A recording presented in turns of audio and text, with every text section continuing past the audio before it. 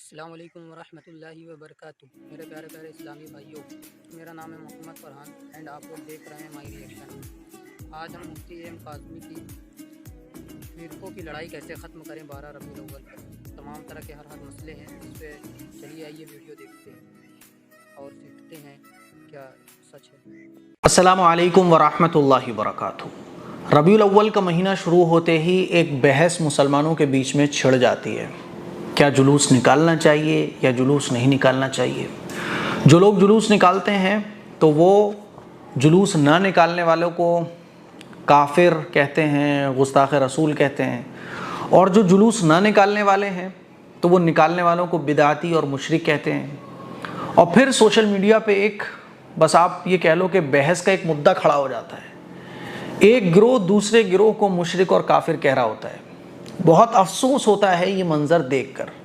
ابھی 2-3 دن پہلے کی بات ہے کہ میں ایک دکان سے سامان لے رہا تھا تو 1-2 لوگ مجھ سے کہنے لگے مفتی صاحب آپ کا ٹائم ملے گا کچھ؟ میں نے کہا بالکل۔ تو انہوں نے مجھ سے یہی سوال کیا، کیا جلوس نکالنا چاہیے کہ نہیں نکالنا چاہیے۔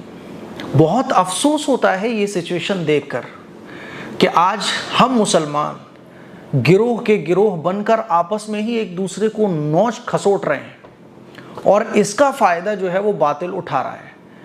کیونکہ جو باطل ہے نا، جو ہمارا دشمن ہے، جو ہمیں نقصان پہنچانا چاہتا ہے، جو باطل طاقتیں ہیں، دشمنان اسلام ہیں، وہ یہ دیکھتے ہیں کہ یہ مسلمان ہے، بس اوکے نقصان پہنچاؤ۔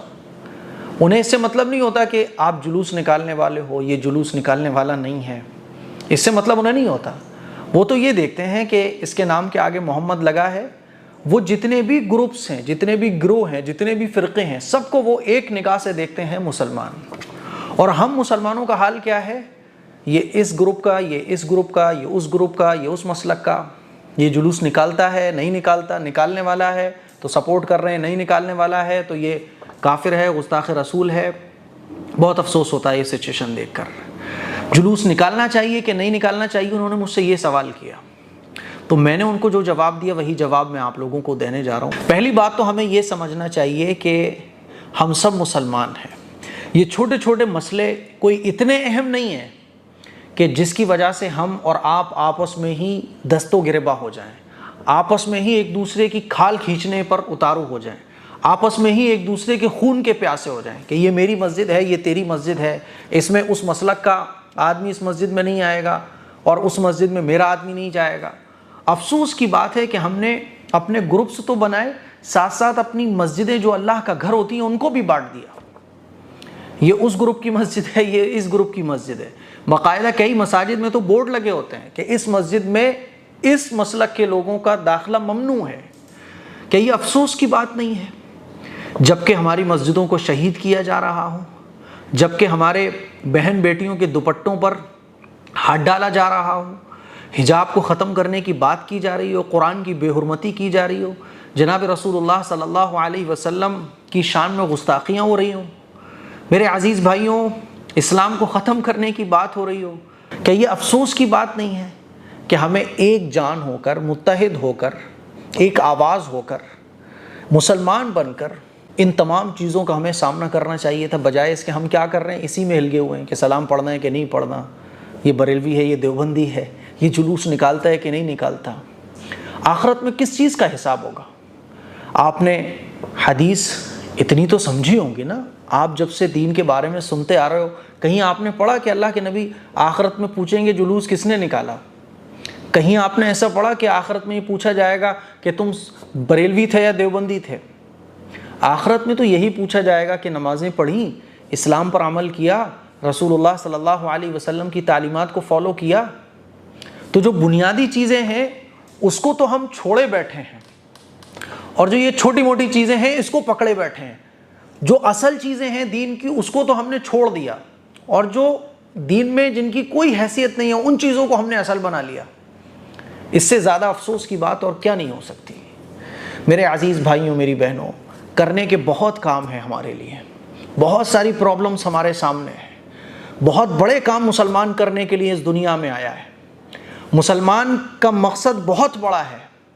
مسلمان تو پوری دنیا کے لیے ایسی امت بنا کر بھیجا گیا جو پوری دنیا کے لیے ہدایت کا کام کرے گی۔ لیکن مسلمانوں کا حال کیا ہے آپ دیکھ سکتے ہیں۔ پھڑوں پر ڈیبیٹ چل رہی ہے کیا جلوس نکالنا ہے کہ نہیں نکالنا۔ میرے عزیز بھائیوں، جلوس نکالنے والوں سے میں کہنا چاہتا ہوں، جلوس آپ نکال رہے ہو یہ کوئی سنت نہیں ہے۔ یہی باتیں میں نے ان سے بھی کہیں کہ جلوس نکالنا کوئی سنت نہیں ہے، جلوس نکالنا کوئی فرض اور واجب نہیں ہے، جلوس نکالنا کوئی دین کا ایسا کام نہیں ہے کہ جس کو کوئی نہ کرے تو وہ گستاخ رسول ہو جائے، وہ مشرک ہو جائے، وہ کافر ہو جائے اور وہ جنت سے باہر ہو جائے۔ ایسا کام نہیں ہے جلوس۔ اور جو جلوس نہیں نکالتے نا تو وہ نہیں نکال رہے، ان کی چوائس ہے۔ جو نکالنے والے ہیں اگر وہ اس نیت کے ساتھ نکال رہے ہیں کہ یہ دین کا کوئی ضروری کام نہیں، بس ہم نکال رہے ہیں جلوس۔ نہ نکالنے والوں کو اگر وہ مشرک اور گستاخ رسول نہیں سمجھ رہے اور جلوس نکالنے میں شریعت کے دائرے میں رہتے ہوئے نکال رہے ہیں، کیونکہ کوئی بھی چیز ہے جو ہم کر رہے ہیں دین کے نام پر، اگر وہ دین کے دائرے میں ہے تب تو جائز ہے، اور جب وہ دین کے دائرے سے باہر جائے گی تو پھر وہ چیز ناجائز ہو جاتی ہے۔ میں اس کی ایک بہت موٹی سی مثال دیتا ہوں، یہ مثال میں نے ان کو بھی سمجھائی تھی اور الحمدللہ انہوں نے میری بات کو سمجھا۔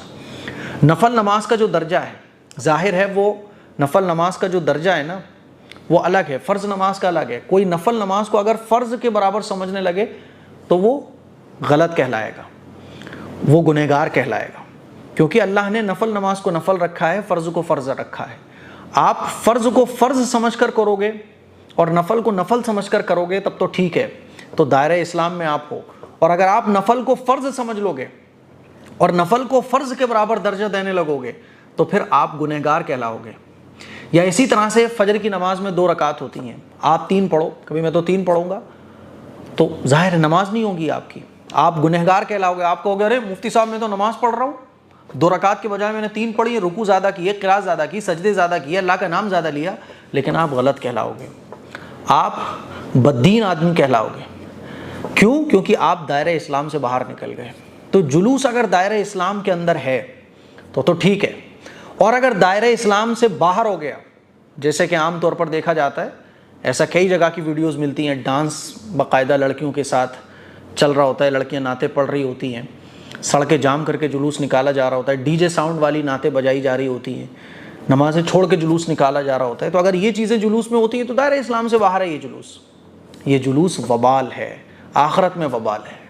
اور اگر جلوس دائرہ اسلام کے اندر ہے، نمازوں کا اہتمام، حضور کی سنتوں کا اہتمام، اور کوئی بھی خرافات نہیں ہو رہی ہے، شریعت کے دائرے میں رہتے ہوئے سڑکیں بھی جام نہیں ہو رہی ہیں، تو لوگوں کو ایک میسیج پہنچتا ہے کہ یہ ہیں رسول اللہ صلی اللہ علیہ وسلم کے غلام، یہ ہیں حضور علیہ الصلوۃ والسلام کے عاشق۔